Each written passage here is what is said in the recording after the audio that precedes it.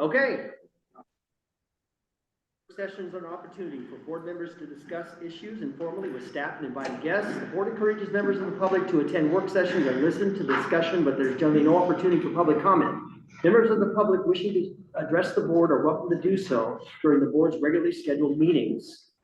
First item is the discussion of the formal agenda for this evening. Any questions on what we have on our agenda tonight?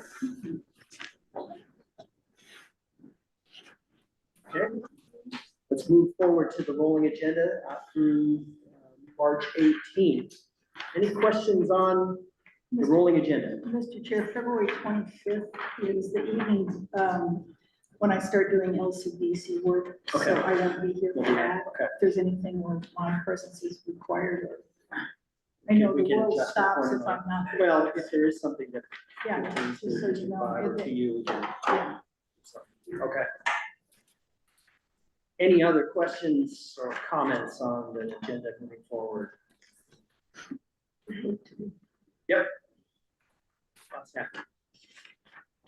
All right, let's move on to the first topic, which is our second quarter financial report, fiscal year 25-26. Andrew Sullivan, our finance director, is joining us. Welcome. Thank you, Chair, Commissioners. We wanted to provide your board with a brief update, county finance through the second quarter. Okay, so a lot of the information that you're going to see through the second quarter is actually very, very similar to what we discussed during the first quarter. In my little worlds, this is a good sign that we're not no surprises or any wild swings or anything new really showing up. Sometimes that can be a little bit boring, but usually it's a good indication things are. That's right. I agree with that. Okay. So just to kind of briefly review the key budget policies, we'll look at some of the balances for the second quarter, and then I'll take a look at the annual forecast. So again, obviously the policies are really what guide everything. Similar to the first quarter, we're still maintaining current staffing levels, and we're reviewing vacancies on a case-by-case basis. We're identifying opportunities to reduce expenses and materials and services countywide, and we're restricting the general fund availability to backfill any losses of state or federal revenues. And as for the revenue strategies, again, we're facilitating the AV growth by supporting new construction through job growth via the Enterprise Zone and Strategic Investment Program. We recently increased the countywide transit lodging tax from 1 cent to 3 cents. That took effect the beginning of the year on January 1st. And we're always applying the full cost recovery approach for the 25-26 fee schedule, which was established and adopted at the beginning of the year. Commissioner Thompson has a question. Yeah, thank you, sir. And speaking of full cost recovery, I had a communication with a constituent that I communicated with the county manager. That person wanted an audit of the short-term rentals in Arch Cape. Mm-hmm. I mentioned the financial implications involved. I don't know if we have a policy to catch up if we're looking at having something in our ordinance that says, here's a constraint, and then somebody says, monitor for the constraint, whether it's on a complaint basis or just a whole class in Arch Cape short-term rentals. I don't know if we have a policy that speaks to that kind of circumstance. I'm not aware of.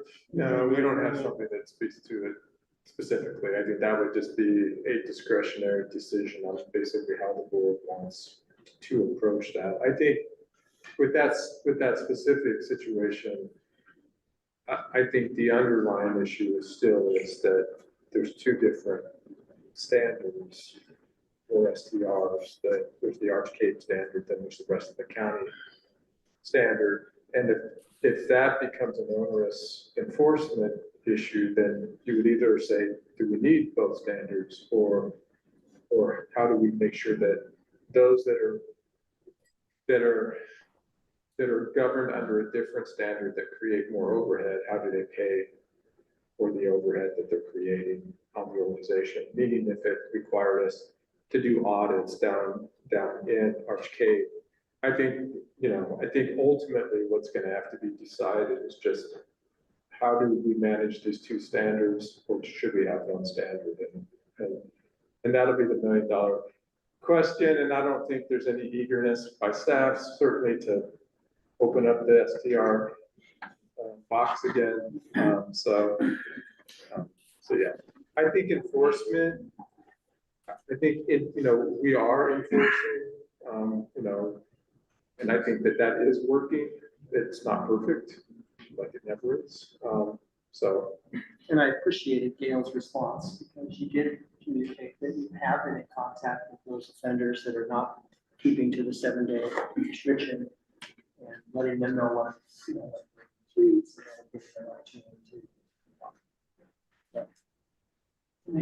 I remember that when we were talking about this,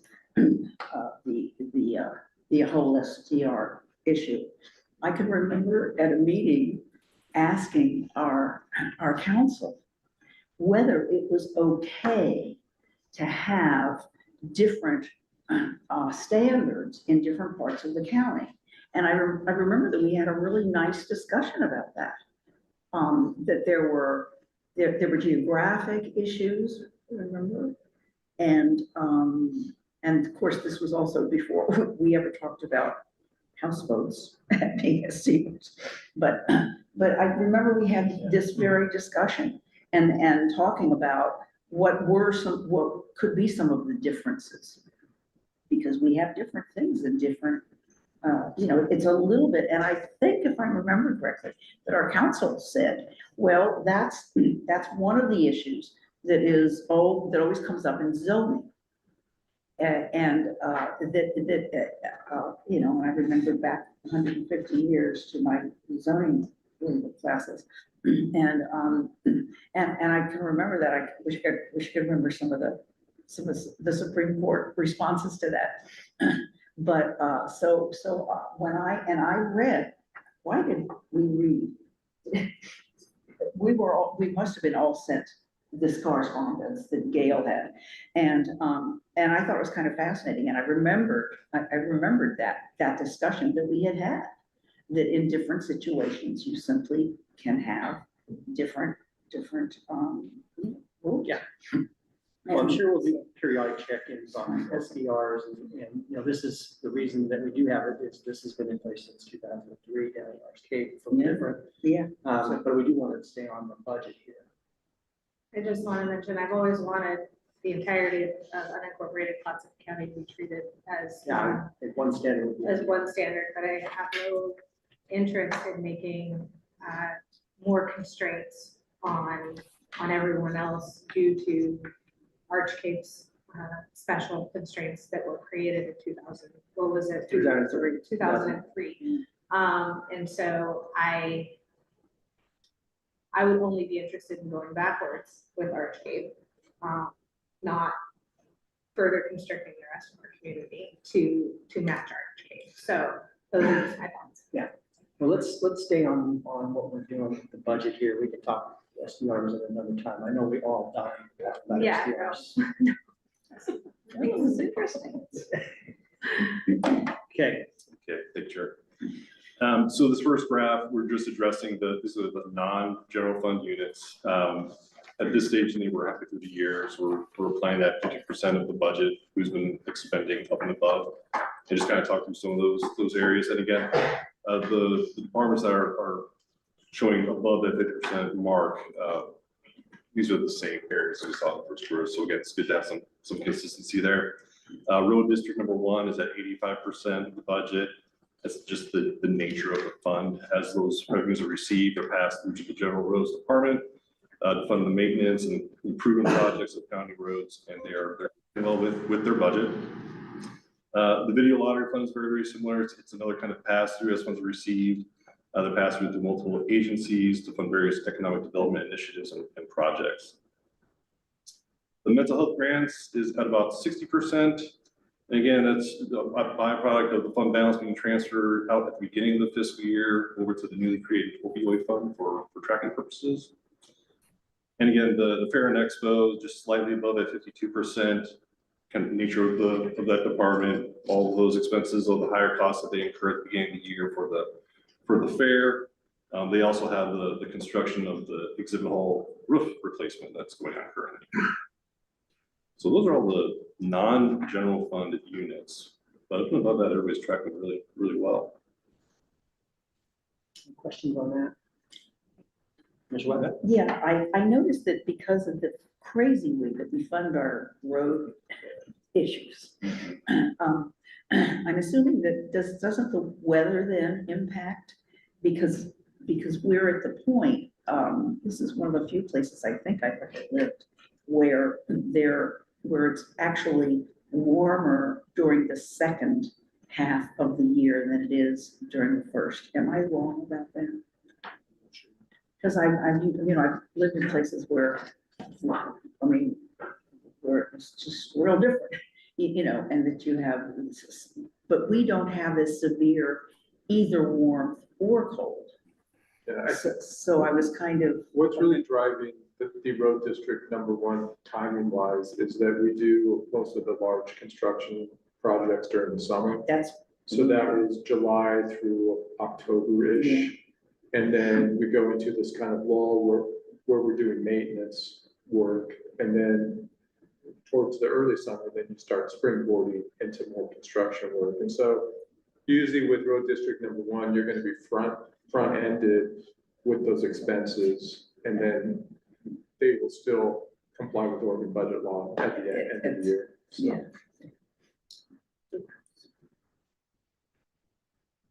Switching over to the general fund departments.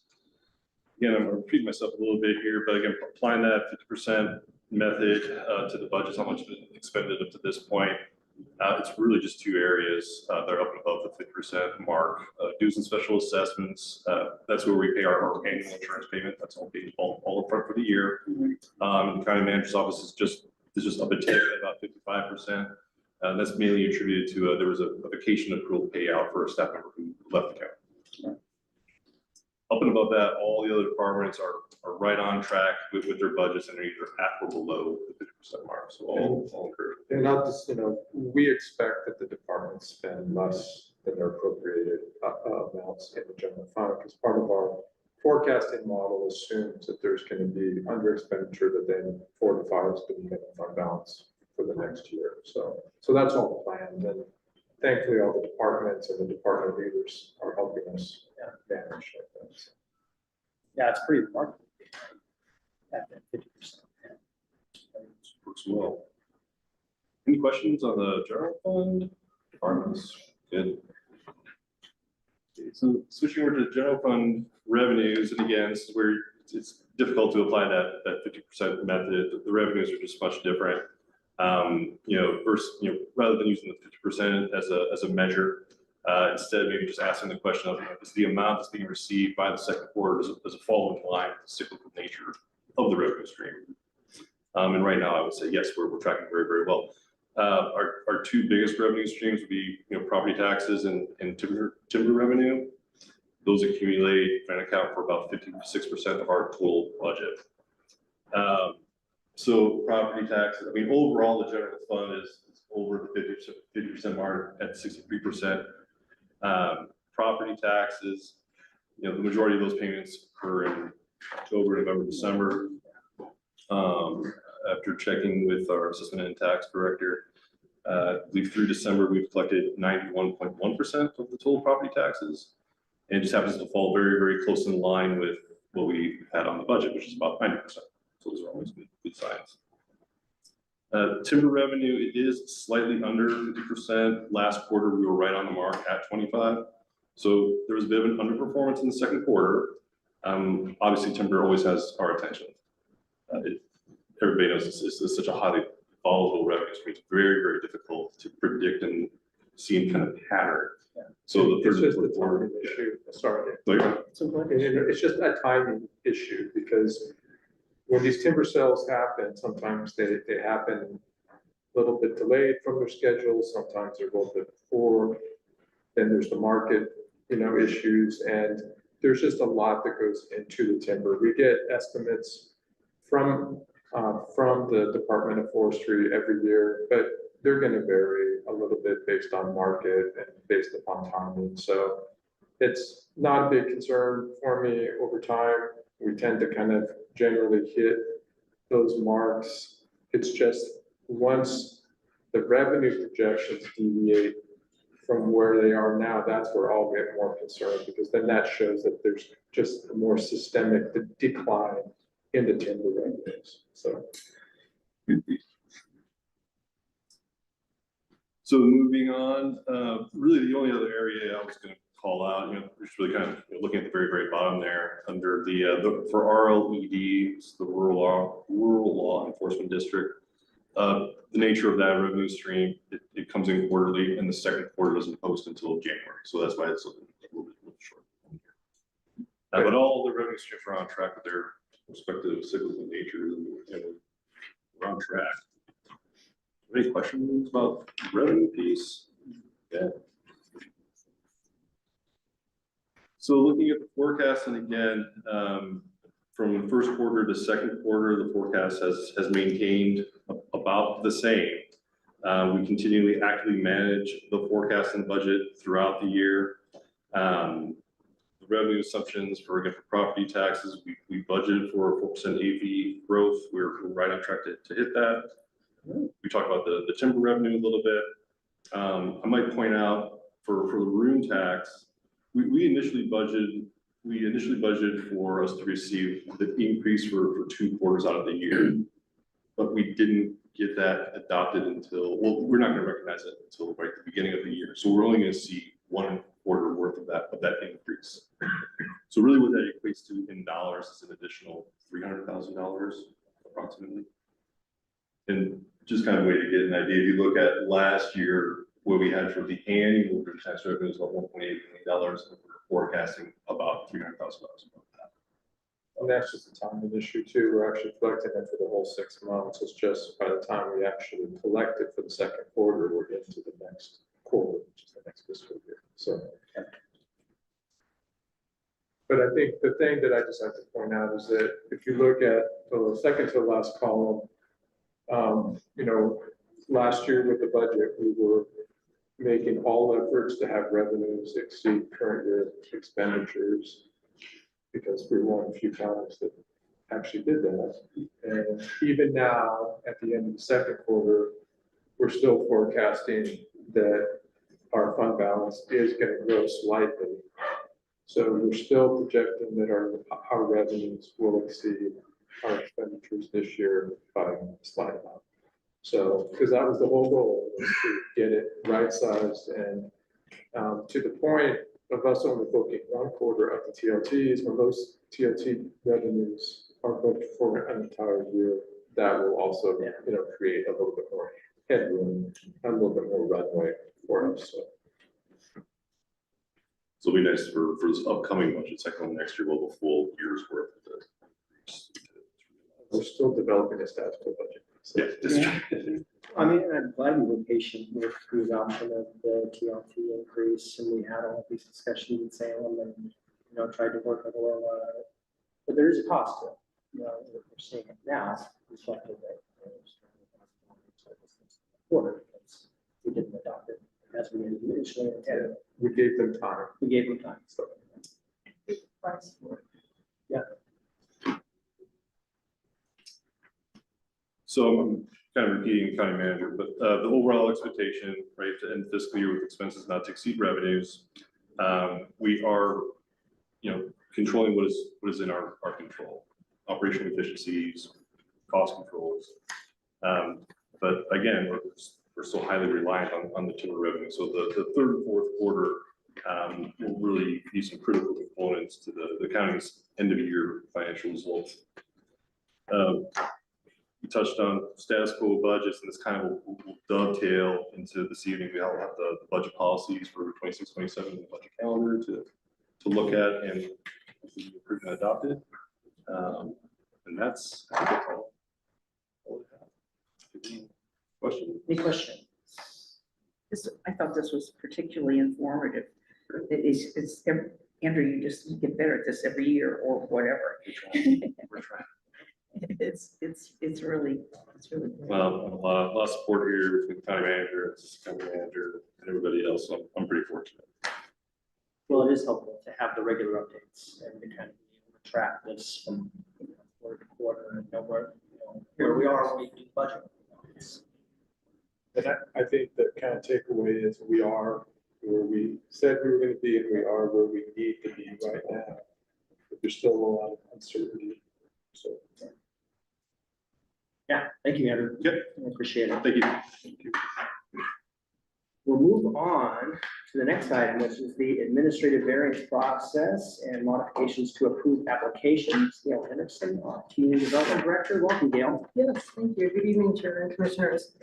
We're here tonight, or I'm here tonight, to talk about some proposed changes to the law doc and some new processes that we'd like to create to help provide additional tools to our clients and our property owners and residents in the county. So the two changes deal with the variance process and modifications to approved applications. The administrative variance process would be in addition to our current variance process. So right now, we have a type 3 process. It's a $2,000 fee. You go to a hearings officer, we do a published ad, we do a published notice, and you go through that process whether you're requesting a 2-inch variance or a 10-foot variance, and there's no discretion in between. So the administrative variance process would create a simplified process that has established parameters on it. There would still be criteria you'd have to meet, but it would be a simplified process that would still have a public notice because it is a land use decision. But the fee that we're proposing would be $500. It would probably take about 4 to 6 weeks compared to about 3 months for the full-blown variance process. We did talk about this with the Planning Commission at their January meeting, and they were supportive, but wanted to hear your feedback as well. And then the other change that we're proposing, right now when we have an approved permit, like a conditional use permit, we have been advised by Land Use Council that as staff, we can't just update the conditions of approval or revise them, because we don't have a process spelled out in our code.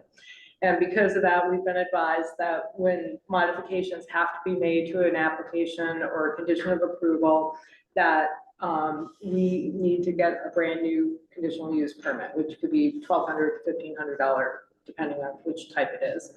So we're proposing to have a procedure where we could do minor and major administrative revisions. Sometimes ODOT may come in and require something that requires a change to a condition of approval, and there's really no reason to make somebody pay a $1,200 fee and go through that whole process again. So we have proposed that as well, and those fees would be $250 for a minor modification and $500 for a major modification. And depending on the input from your board, we will either bring this in February to the Planning Commission for the first public hearing, and then to your board in March for the 2 remaining public hearings, or we'll continue to make revisions. And I'm happy to answer any questions you might have. Yeah, I just one thing, I'm so glad we're doing this. First of all, this is needed. And if we're asking the state to fast track things and to provide some flexibility, we should be able to do the same exact thing at our own. Mr. Thompson. What he said, and the trend is toward clear and objective standards, because I'm very much in support of making a process that's cleaner and more efficient and more responsive. So I like these changes, and I'd like to see them go to the Planning Commission. But do you have any capacity to put clear and objective standards on what's minor and what's major? I think that we have done that, because we do spell out, for example, there's a percentage requirement that you cannot, to qualify as an administrative variance, there are percentage thresholds. Once you go above that, you will go to the full variance process. And I should have pointed out that there are some things that we are not recommending the administrative variance process for. One would be minimum lot sizes in our rural residential lands, because that's set at 2 acres by state statute. We can't waive that. The 2 others are oceanfront building height. Those tend to be very controversial and should go through the full variance process. And then the other one is not to have an administrative parking variance. We just recently, maybe within the past 2 to 3 years, did a complete overhaul of our parking code and really brought it into the real world as opposed to where it was before that. And so I think our standards on that are very accurate. Yes. You can finish that statement. This is the conditional use portion of the conversation. So Okay. go ahead and finish. So for that reason, we didn't recommend just an administrative parking variance. We feel that because we've just right-sized the code on that, that it should go to the clearance officer. What is the, I guess, a percentage of times when a conditional use permit has to go through a new permit process due to outliers like, or somebody else putting pressure on it? Yeah, so we've run into it in the past year, probably about 3 to 4 times. And so while we've talked about it since we got this ruling from the land use council, this kind of spurred us to move it up on our work plan. Okay, and so that ruling was basically, when something like that happens, we have to go through, or the landowner has to go through another permit process. And so what we're outlining then is there will be a easier, simpler, cheaper methodology to deal with the situation, and then a more expensive one.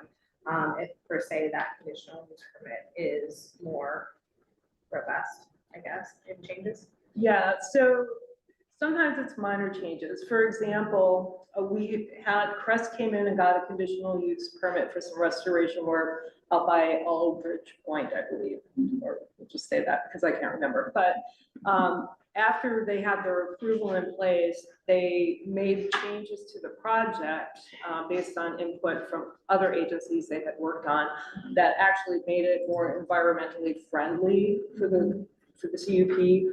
When we went to make the changes, we checked with land use council because this one case had somebody who had made comments in opposition to the project.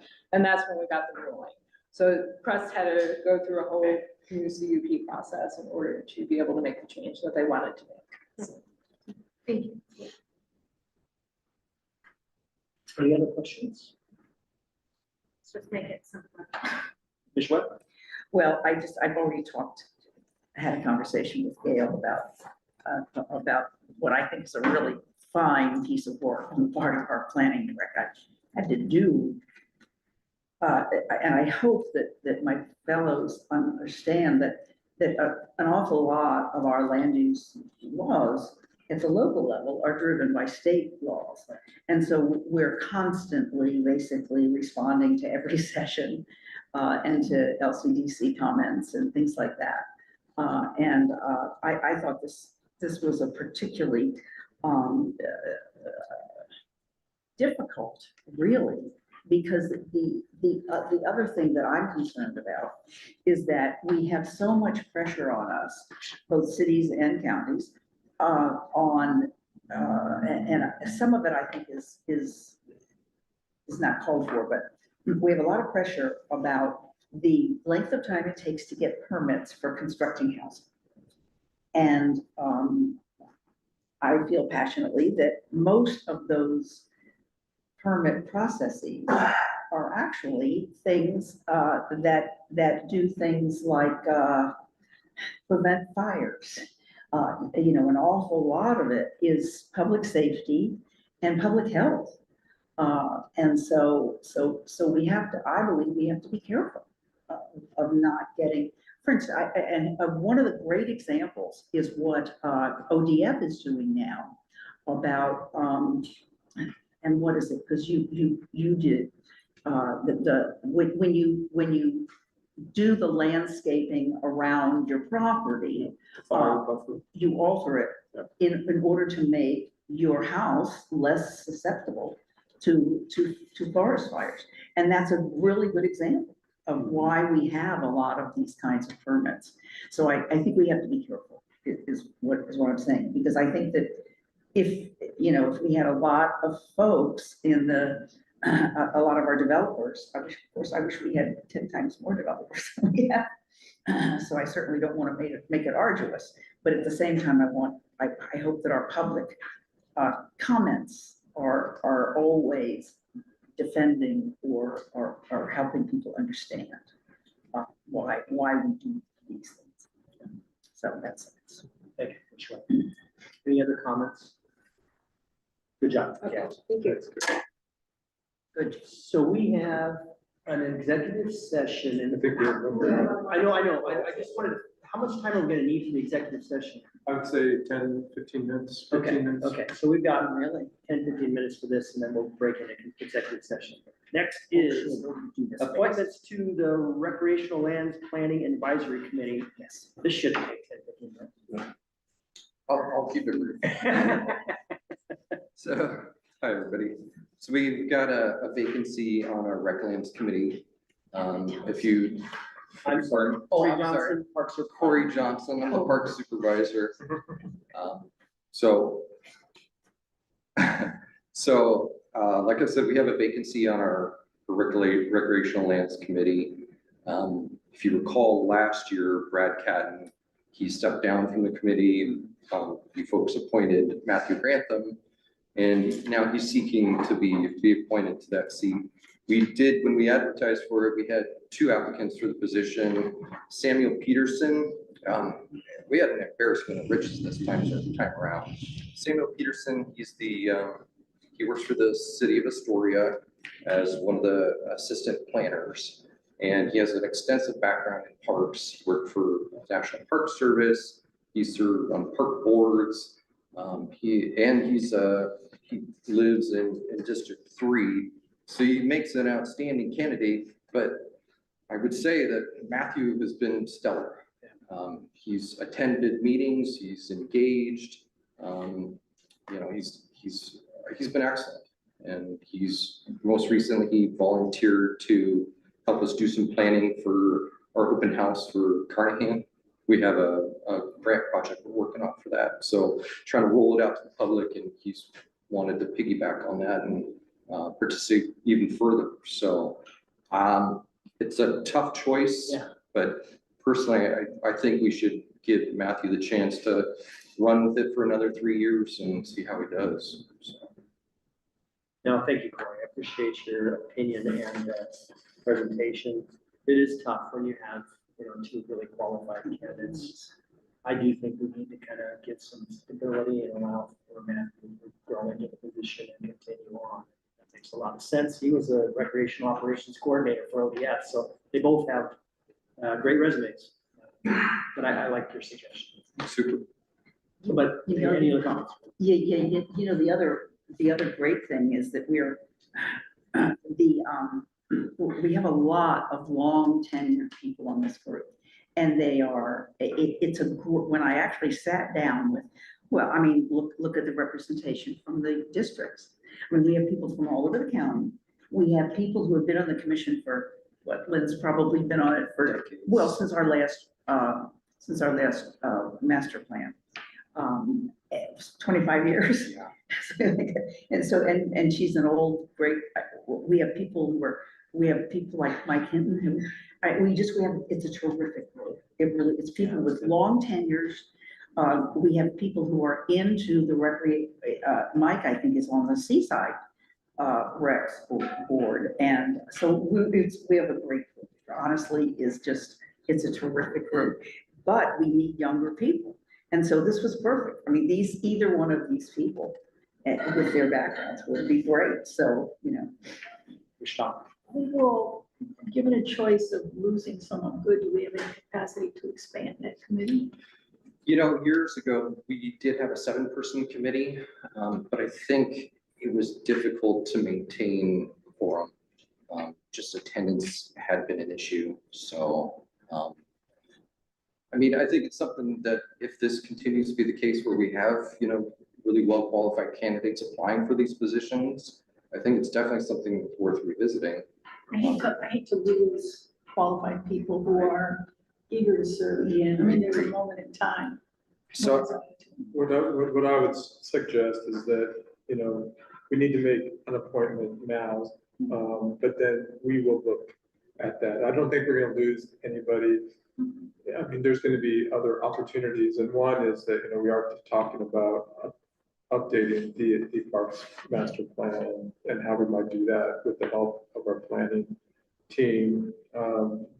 And so I think that there's going to be opportunities for some further involvement. And I think that we will look at that as we go through that and see if expansion might be part of the answer. But I think if your board feels comfortable, I would suggest appointing somebody now, and then we will revisit this. By continuing him in his position, but eager to bring in that new talent as well.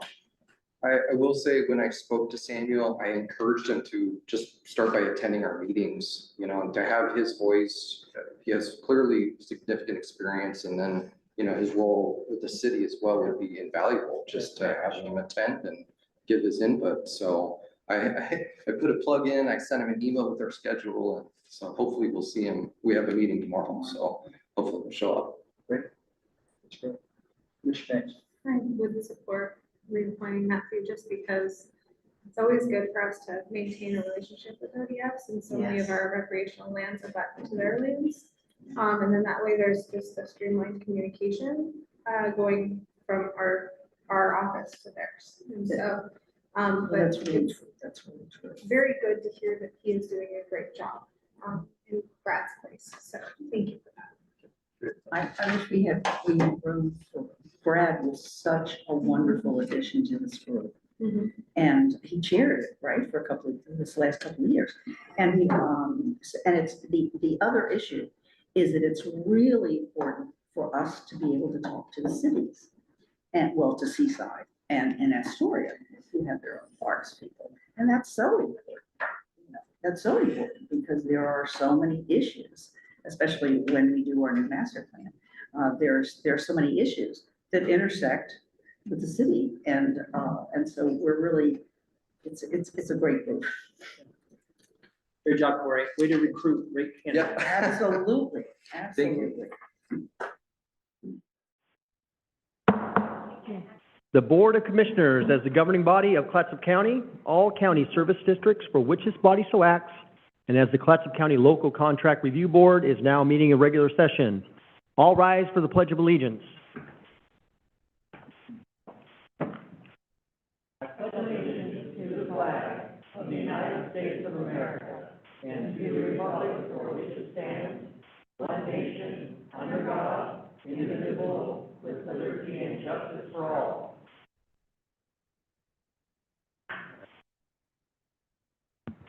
Okay, clerk of the board, can we have the roll call, please? Yes, Chair Quila, Here? Vice Chair Banks. Here. Commissioner Wakua, Here.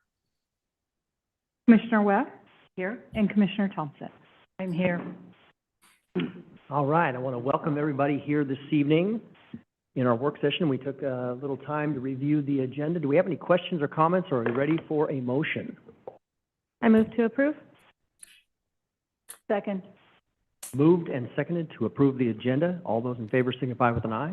Aye. Aye. All those opposed? Okay, motion carries. Business from the public. This is an opportunity for anyone to give a 2-minute presentation about any item on the agenda, except for public hearings, or any topic of county concern that is not on the agenda. Clerk of the board, are there any members of the public signed up to speak remotely? No, there are not. Okay. Are there any members of the public signed up to speak in person this evening? No, there are not. Okay. Does anyone that is in attendance want to speak this evening? Okay. We'll go ahead and close business from the public and move on to the consent calendar. Any questions or comments on the consent calendar? I move to approve. Second. Moved and seconded to approve the consent calendar as presented. All those in favor signify with an aye. Aye. Aye. All those opposed? Okay, motion carries. We'll roll into commissioner reports. We'll start with Commissioner Wakua. Yes, thank you, Chair. So Cedar had our meeting yesterday. Let me see, let me look at my notes here. So I know there was a mention that the county is looking down the road to work with Cedar. Kevin brought this up, and looking how we can expand our economic development. So we'll report back on that as we find a little bit more information moving forward.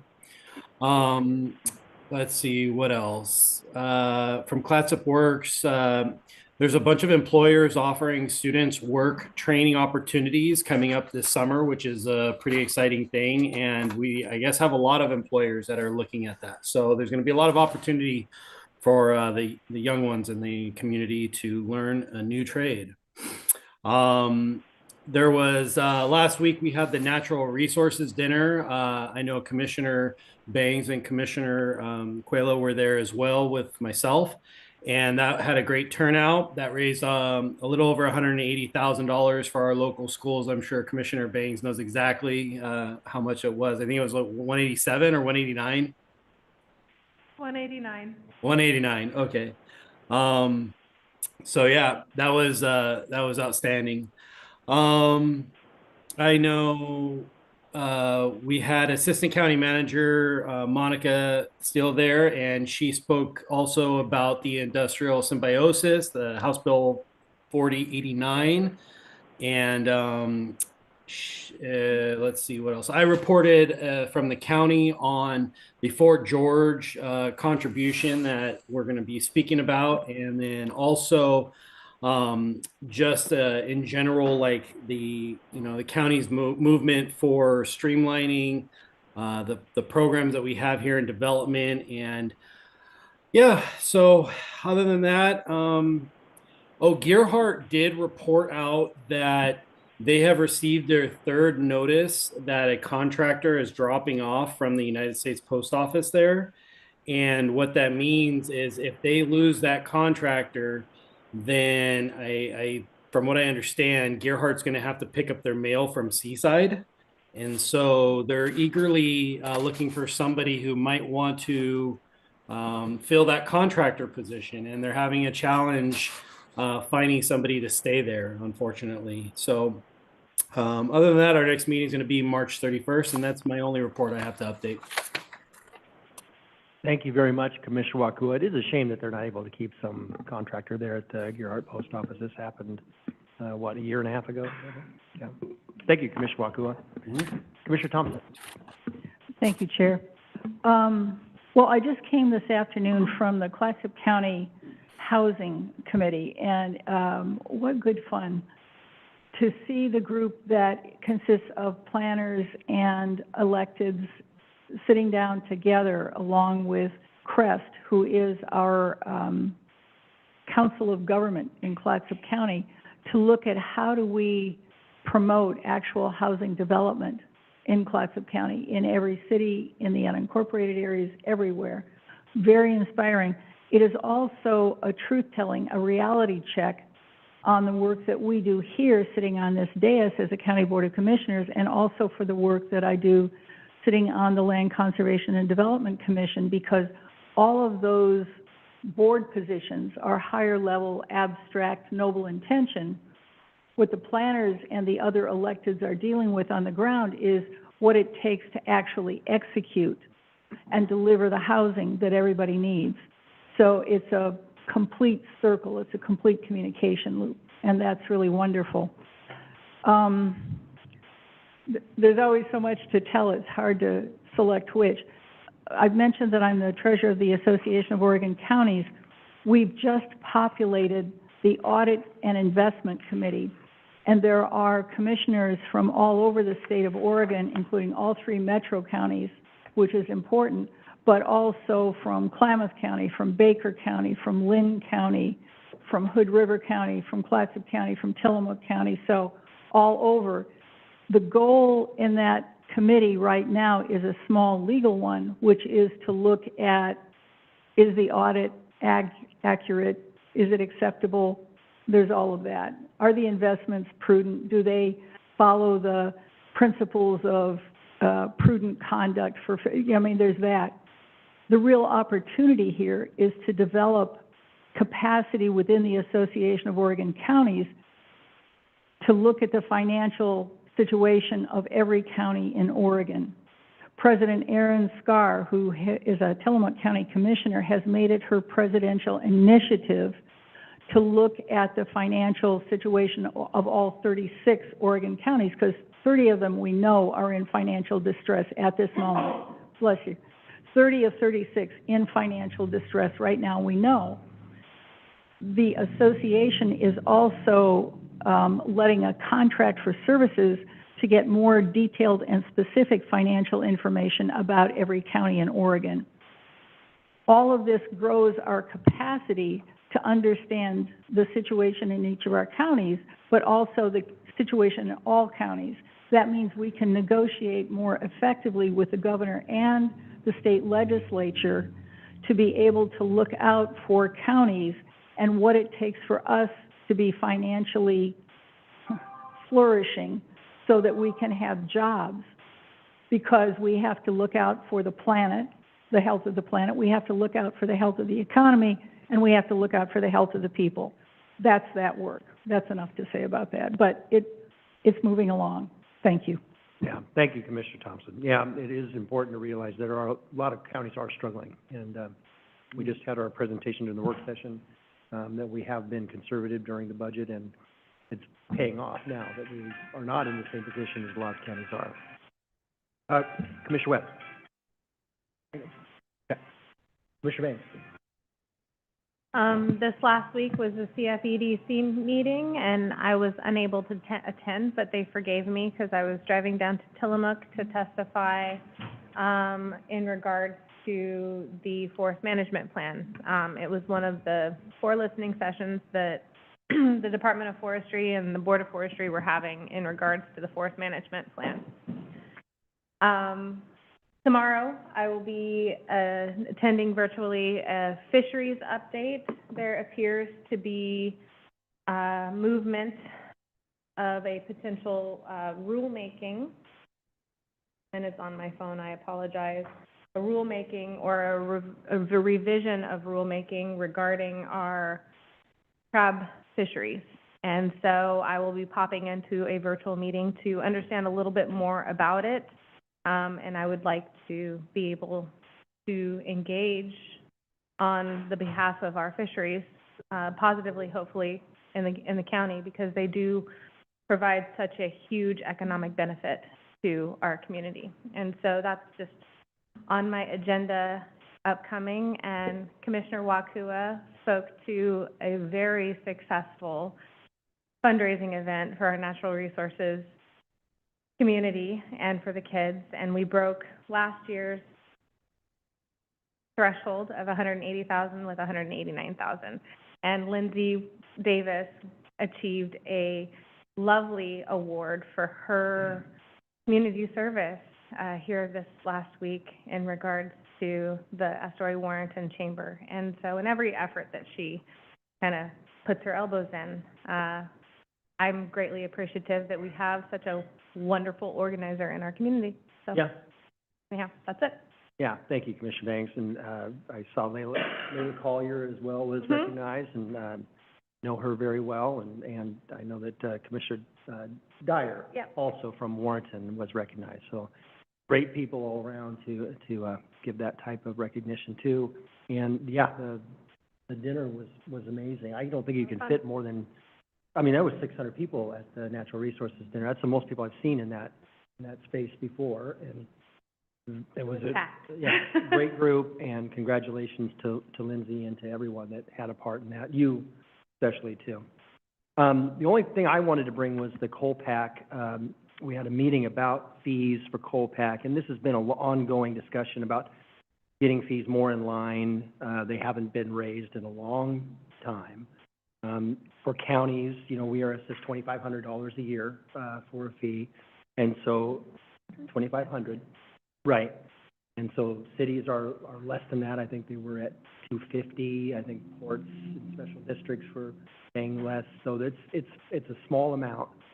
And what was proposed was a $5,000 fee to basically double the fee, but then other entities like cities, I actually think, are going up to $1,500. So it's a bigger jump for them. The only thing that I wanted to bring, and the reason I wanted to bring it back to the board, is the Columbia Economic Team was a part of this. They were a stakeholder in COLPAC, and they have since dissolved. And so they were picking up a portion of the fee that the collective was paying. And now, because of them actually stepping away, they've asked the other members to pay $6,000 for counties So there's going to be another assessment for cities and for ports. So we are going to be paying a little bit more because of the departure of Columbia Economic Team. I said I just needed to bring it back to our board just to approve before I could approve something like that. And we don't need to make that decision tonight, but I just want you to think about it because they need money. I think they need a $75,000 basically on the books because of the grants that they have in place where they need matches. So this money's necessary for them to survive. And How much money do they get from EDA? Wait, can you speak into the mic? I don't, what did you say? I'm sorry, I'm having trouble with my. Okay. Commissioner Thompson, you want to speak to that? Thank you. I'm just trying to hear the discussion because I'm pretty sure it's important. I think probably Commissioner Webb and I have the same inclination, which is to help to understand. Maybe it's better if Colpac comes and talks to us so we can have them say, and here's the value we provide, and here's the need we have, and just so we touch base with them, because regional approach is always more successful, and so they have a good chance of going forward. I'd just like to hear from them. Okay. Commissioner Banks? And in that process, maybe we should explore how much are we paying to groups like CFTLSC for representation through AOC, because it feels like it's a similar representation that would be happening through Colpac, and it could be a like comparison.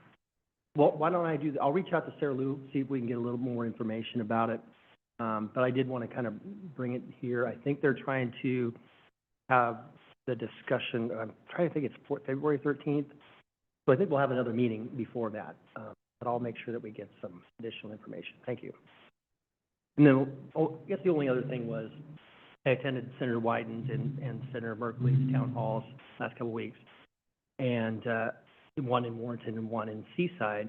And I will say, you know, there are very passionate people there that feel strongly about ICE and feel strongly about federal, you know, issues and certainly what the administration policies are. But it was, I thought, a very respectful and civil discussion in both venues. And that isn't what it's been in some of them. I know that Tony Folletti, who's in the crowd, has been there a couple of times when there's been a lot of screaming, people that don't follow the rules, people that actually come and approach the stage. And, you know, that didn't happen at either one of these town halls. People were respectful. Everybody's, you know, there's anger and there's other, you know, there's passion, but people did respect other people's ability to ask the question to the end.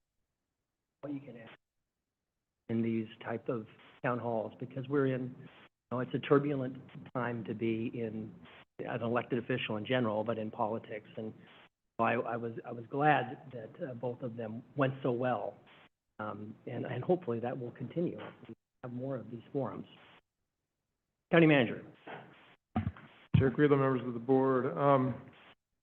I just wanted to mention that sometime this spring, we might be reaching out to coordinate schedules with you and with all the electeds in the county to have one of the electeds meetings. We have some topics that are going to be of really countywide interest, including a discussion about 911 consolidation and what the options towards 911 consolidation are. And on that point, your board probably saw a press release that went out that we did receive $1,031,000 for the 911 infrastructure project that we had requested as part of the earmark process. So I think that's going to be an important contribution as we move this system forward. There's a lot of conversations happening. We're still working on the economic feasibility study, but we'll be ready to really talk about this more publicly. And in fact, we have a work session item for February 18th where the sheriff and I will come and kind of introduce the topic for the first time publicly with a lot more detail. So, and then of course I will be out for the next couple of days, but I'll be back in the office Tuesday of next week. That's all I have. Thank you, County Manager. That $1,031 is a big deal. And I know we were talking about the press release and getting it out there in the community. I think and we were waiting to hear from Representative. Yeah. Did we ever hear from? Yeah, so the representatives had developed their own press releases, so we actually followed them. Okay, perfect. And so, yeah. Yeah. I mean, it's been a long time coming. I thought maybe people forgot that we had, that money was coming, but no, that's great news, and it really does kickstart our efforts in the 911 consolidation and our emergency communications planning for the future. So, great. Could I just say one thing? Commissioner Thompson. Just in case people haven't been tracking this, the reason it's so important is because without this, first responders' lives are at risk. Not just the patients, but the first responders themselves in a variety of situations. So congratulations, I can hardly wait. Thank you. Yeah, it is great news. All right, we'll move into the business agenda. First item is the adoption of the fiscal year 26-27 budget policies and budget calendar. Andrew Sullivan, Finance Director, welcome. Thank you, Chair, Commissioners. During the work session on January 14th, we had an opportunity to discuss and review the budget policies for fiscal year 26-27. It'll help guide and inform the whole process. The overall theme being status quo budget. We'll be hearing that a lot.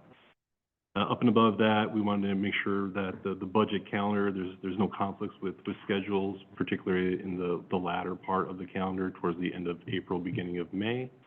And outside of that, I'm happy to answer any questions. Thank you, Andrew. Do we have any questions? Okay, are we ready for a motion? I move the board adopt the fiscal year 2026-2027 budget policies and budget calendar as presented. Second the motion. All those in, excuse me. It's been moved and seconded that the board adopt the fiscal year 26-27 budget policies and budget calendar as presented. All those in favor signify with an aye. Aye. All those opposed? Okay, motion carries. Thank you very much, Andrew. Next item is the Industrial Development Revolving Fund Grant for Fort George. And Don Boone, our county manager. Chair Quiller, members of the board, as you recall, on January 14th, Chris Nemlewell from Fort George joined us for a conversation about his request for a $200,000 grant release from the Industrial Development Revolving Fund for a CO2 recapture project over at the Fort George Brewery on the waterfront. As Mr. Nemlewell explained, there have been refinery closures that are creating supply and cost issues regarding CO2 for the brewery industry, and his desire is to get in front of the curve and to install some cutting-edge technology that would allow the CO2 to be recaptured and to be reused as part of the brewing process, with the potential of also selling some of that to some other local brewers. So the request from staff is that the board approve a $200,000 Industrial Development Revolving Fund grant to Fort George for a CO2 recapture project. Thank you very much, County Manager. This was a very fascinating concept, and it's great to be on the cutting edge of this in the state of Oregon, here in Astoria. And this request for $200,000 is really in keeping with many of our other requests for the Industrial Development Fund, and it still leaves us with a balance of $3.3 million within. Commissioner Banks? Could County Manager again reiterate where this fund came from and its purpose? Thank you. Sure. Chair Quiller, members of the board, these are funds that the county decided back in 2000 to segregate, and they represent the proceeds from the sale or the lease of industrial property. And so these are not general fund dollars. These are funds that are specifically dedicated for this purpose. Thank you. Thank you. Thank you, County Manager. Any other questions? Commissioner Thompson? All right, it's a joke. He's like the Einstein of beer. You know, he's just brilliant, Chris Nemlewell. We're so lucky to have him creating a value to the community in terms of the jobs and the service and the people that he brings here. He's amazing. This is a very good grant to support him. Yep, thoroughly agree. Well said. Any other comments, questions? I just have one. Commissioner Banks? It is absolutely fascinating that you can capture CO2 in this manner and then utilize it for value-added processing for an agricultural product. I think it's cool, so Yeah, anyhow. Very cool. I agree. I move that the board approve a $200,000 industrial development revolving fund grant to Fort George for a CO2 recapture project. I second. Moved and seconded that the board approve a $200,000 industrial development revolving fund grant to Fort George for a CO2 recapture project. I think Commissioner Wakua wanted to say something? Oh, no, Yeah. I was offering a second on that. Oh, perfect. Commissioner All right. Webb's district though, so she. Yep, it's been moved and seconded, so we'll go ahead and bring it to the vote. All those in favor signify with an aye. Aye. Aye. All those opposed? Okay, motion carries. Thank you, Don. Next is a public hearing on ordinance 25-08, updates to Clatsop County Comprehensive Plan, Goals 16 and 17, and David Cook, our planning manager. Welcome. This is the continuation of a public hearing on ordinance 25-08. County Council, may we have the second reading by title only? This is ordinance number 25-08 in the matter of, excuse me, an ordinance repealing and replacing Clatsop County Comprehensive Plan Goal 16, estuarine resources, and Goal 17, coastal shorelines, and Goals 16 and 17, background reports, amending Law Doc Article 1, introductory provisions, Law Doc Article 4, zone regulations, Law Doc Article 6, environmental and resource protection, and adopting the Columbia River, the Canicum, and Ecola Creek estuary maps, coastal shoreline maps, Columbia River estuary sub-area maps, and repealing and replacing the shoreline overlay. Thank you very much, County Council, for reading the longest title we've ever had. And now, I know that, David, you solicited some questions, or if anybody had any questions before this meeting, did you receive any, and do you have any responses to any of what I asked? Chair, members of the board, I did have the great opportunity to sit down with Commissioner Thompson to discuss the ordinance before you today. I believe I addressed Commissioner Thompson's questions.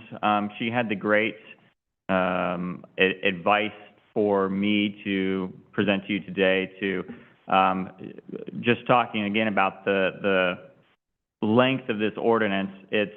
It's long because it's required to be comprehensive. There has to be areas that are identified and information presented for those areas and policies given to those areas. So it's long but necessary, and if we were to try to shorten it, we would miss out on being able to interact with state and federal agencies on certain projects that take place in our estuaries and shorelands.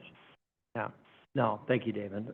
And thank you, Commissioner Thompson, for going through that. I'm Go a ahead. better person for having sat with him, I'll tell you that. No, it's to see the complexity and the meticulous nature and the clear and really user-friendly way it's expressed. Well done. Thank you. Thank you. Do you have any additional information before we go into the public hearing? Okay. Not this time. Thank you. All right. Well, Commissioner Webb, yes. I just wanted to say that, as a member of our delegate to the CREST board, I've gotten way inside. I'm a land use planner by trade, and I've done in Oregon, I should look, but I think I've done something like 10 different comp plans in Oregon. And I've never seen one this big. But I would also like to see us do some kind of a public information. Hallelujah. I mean, there is so much in this. And incidentally, everybody should know that CREST staff helped us very much in the preparation of both of these goals. And I think that there are probably very few counties in the state of Oregon who have a Goal 16 anywhere near as wonderful as this one is. And I think that is there a way, County Manager, that we could kind of do something big, have a big reveal, have some kind of a thing, public information gathering, the work, the technical work and the documentation from this has been wonderful. I mean, and it's very, you know, I started out 40 years ago doing one of these, and I had to, I can't believe this, but I had to learn what an estuary was. I mean, who knows whether the average Joe citizen knows that? But would it be possible for us to have a party, sort of, you know, a party, you know what I mean? But some kind of an event that would maybe entice maybe some of our local media people to actually talk about. I think the average Joe citizen just these. In fact, I think Ms. Hendrickson might correct me on this, but I don't know how many counties actually have a goal 16 and 17 in their comp plans. I don't think every county does. I'd love to know how many do, because it's an interesting, I mean, having worked kind of all over Oregon, it's just, this is so much cool information about our efforts to embrace and protect our, not only our beautiful and lovely landscape, but also such an important part of our infrastructure that supports a huge amount of economic activity in agriculture and fishing and shipping, and so to me it's very cool. And I think it would be so cool if we could do some big pizzazzy thing, because you all have a lot, and I think Crest produced an enormous amount. I think at their big celebration of their anniversary this year, they had a lot of the work that comes from goals 16 and 17, and it's beautiful stuff. I mean, it's really beautiful art. And She picked a date for the party, so she's gonna come by. I am not meaning to interrupt anybody's speech, but Commissioner Webb, and just for the record, Gail Henriksen, Community Development Director, what I would suggest is that tonight, if this ordinance is adopted, it will complete our comp plan update process. That's what we wanted to hear. And a 6-year process. I think we can celebrate that, and we're all done. That in conjunction with Goal 16, I think warrants a celebratory press release, where we can just work with public affairs and issue a press release that we have completed this process and, you know, address Goal 16 that way. I completely agree with that, because this is years of work, countless hours of staff time in order to comply and go through the periodic review. And each one of these goals having a lot of public input. I mean, there was so much work that went into this. And so I think it is worth celebrating that we got through the process and got through all of the goals just in time to start it all over again. Yeah, we're going to start in July. So, but that would be my suggestion, Commissioner Webb. But it's not going to be another 40 years, though, like it was. No, we plan to look at it every 5 years and keep it manageable. So, thank you. No, that's great. Congratulations to Let's have a party. staff. Thank you to David. Okay, we still have the public hearing open. So, Clerk of the Board, are there any members of the public signed up to speak remotely? No, there are not. All right, Clerk of the Board, are there any members of the public signed up to speak in person? No, there are not. All right, we'll go ahead and close the public hearing on ordinance 25-08. Any further discussion? Or do we have a motion? I move that Clatsop County Board of Commissioners adopt ordinance 2508 as presented. Second the motion. Moved and seconded that the Clatsop County Board of Commissioners adopt ordinance 25-08 as presented. All those in favor signify with an aye. Aye. Hallelujah. All those opposed? All right, motion carries. Thank you very much, David. Thank you. I think the hallelujah, we knew what that was. Does the 5-year clock start today, or did it start when we started this? It starts today. We can start it whenever we. Okay, Let's flip to page 497 for ordinance 25-16, Law Duck legislative amendments. David Cook, Planning Manager. Thank you, Chair Quila. As you may recall, we had brought ordinance 25-16 to your board at your January 14th hearing for a first reading. There was a bit of discussion on the purpose of the ordinance and some discussion on the types of uses that we were going to be able to make easier in a lot of our zones. One of the ones that I had picked out previously was childcare facilities as part of existing places of worship, so Sunday school and other public schools, being able to make that easier to permit. So since your January 14th hearing, we've had no more communication on this ordinance. Great, thank you, Damon. Thank you. County Council, may we have the second reading by title only? This is ordinance number 25-16 in the matter of an ordinance adopting amendments to the Clatsop County Land and Water Development and Use Code to address legislative updates pertaining to land use regulations. All right, thank you, County Council. Any questions? All right, Clerk of the Board, are there any members of the public signed up to speak remotely? No, there are not. Are there any members of the public signed up to speak in person? No, there are not. All right, we'll go ahead and close the public hearing on ordinance 25-16. Do we have any further discussion? Ready for a motion? I move that the Clatsop County Board of Commissioners adopt ordinance 25-16 as presented. Second the motion. Moved and seconded that the Clatsop County Board of Commissioners adopt ordinance 25-16 as presented. All those in favor signify with an aye. Aye. All those opposed? Okay, motion carries. Next item is ordinance 26-03, update to SDR cap numbers, page 535. This is a continuation of a public hearing on ordinance 26-03. County Council, may we have the second reading by title only? This is ordinance number 26-03 in the matter of an ordinance amending Clatsop County Code Title V, Business Regulations, Chapters 5.12 and 5.24, update the short-term rental cap limitation table. All right. And Gail Henriksen, Community Development Director, do we have any additional information? Yes, just quickly, Chair and Commissioners. On January 14th, Commissioner Thompson had asked about the number of complaints that we've received since we've adopted the short-term rental cap. So we went back and pulled those numbers from 2021 through the end of 2025.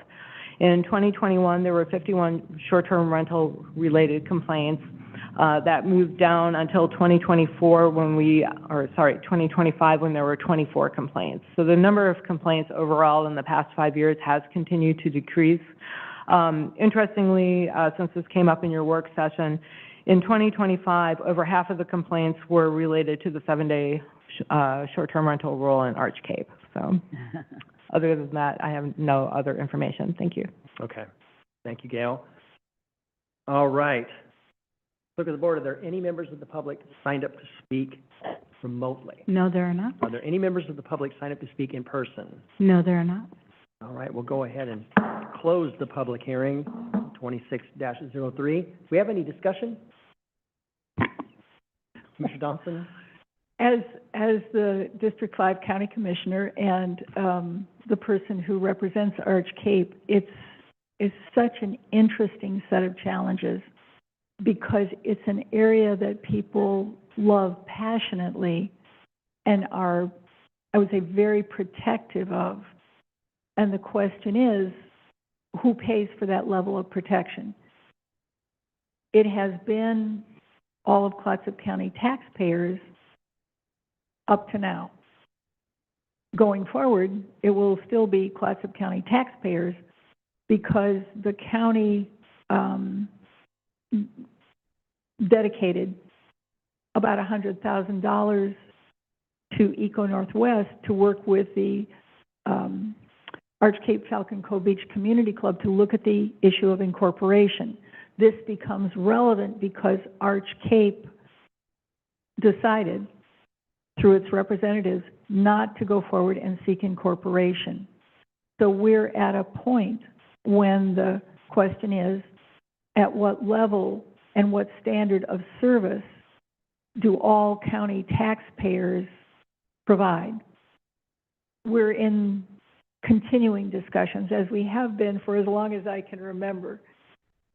I appreciate the work of staff. I appreciate the work of my colleagues, everyone who's involved, who cares so much about this as we look to balance and harmonize those, I would say, competing vectors of interest. Thank you. No, thank you, Commissioner Thompson. That is a very good point. Yep. Any other discussion, or are we ready for a motion on 26-03? You have the language. I would just move to adopt ordinance 26-03 as presented. Second. Moved and seconded, the Clatsop County Board of Commissioners adopt ordinance 26-03 as presented. All those in favor signify with an aye. Aye. All those opposed? Okay, motion carries.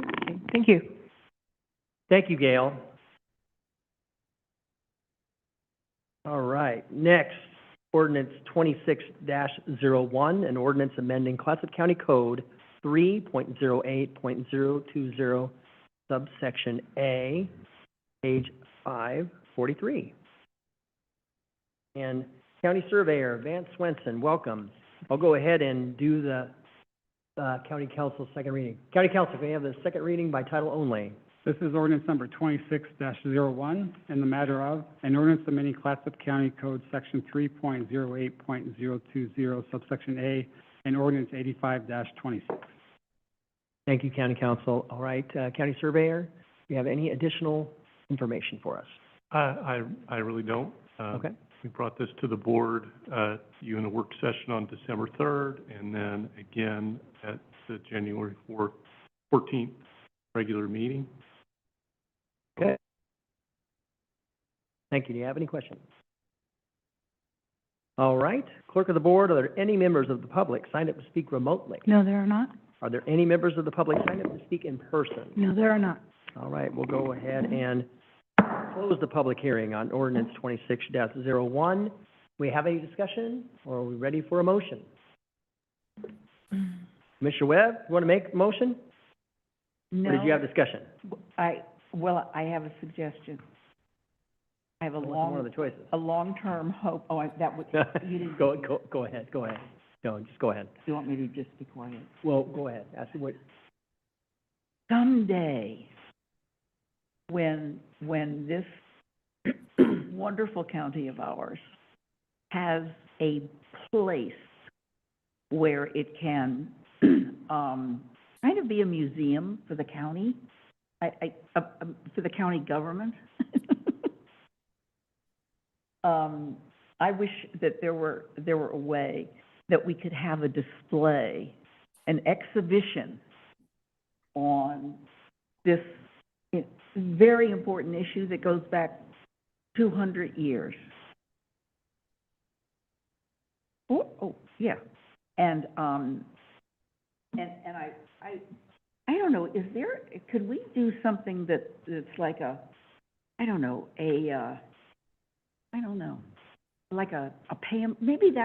maybe that's what we could start doing.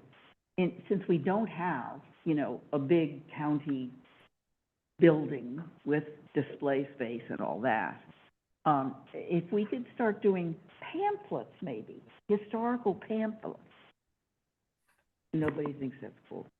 Sure, and I welcome you to come. We can come down to our surveyor's office. We do have some really neat artifacts there. I know. Old bearing trees and posts and stones. I know. And wouldn't it be cool if we could start maybe someday when we're not so short of money, but we could maybe even take a collection or talk, because there is Ms. Hendrickson has maps and unbelievable things that could be, a pamphlet that says the history of land use planning in Clatsop County. And definitely the surveying stuff is so cool. So maybe if we could start thinking about, I don't know, I don't know. Yeah, well, we do have a website, we have social media, so there are some ways that we can share pretty inexpensively that Great thing. celebrate what we're doing. The guy. Along with our periodic review with the goal 5, we got all kind of. Well, and this is a suggestion by the guy who's raising like $500 million for a hospital. No. So, yeah, yes, let's. No, I think it's great. Could you Yep. start your PR people? All right, do we have a motion? Commissioner Webb, you want to make the motion? I would love to make the motion if I could find it. Yeah, okay.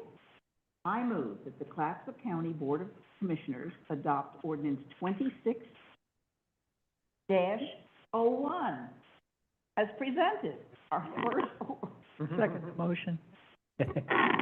All right. Look it up. Wow. Moved and seconded that the Clatsop County Board of Commissioners adopt ordinance 26-01 as presented. All those in favor signify with an aye. Aye. All right, all those opposed? Okay, motion carries. Thank you. Great job on Great this. evening. Yeah, thank you so much, Vance.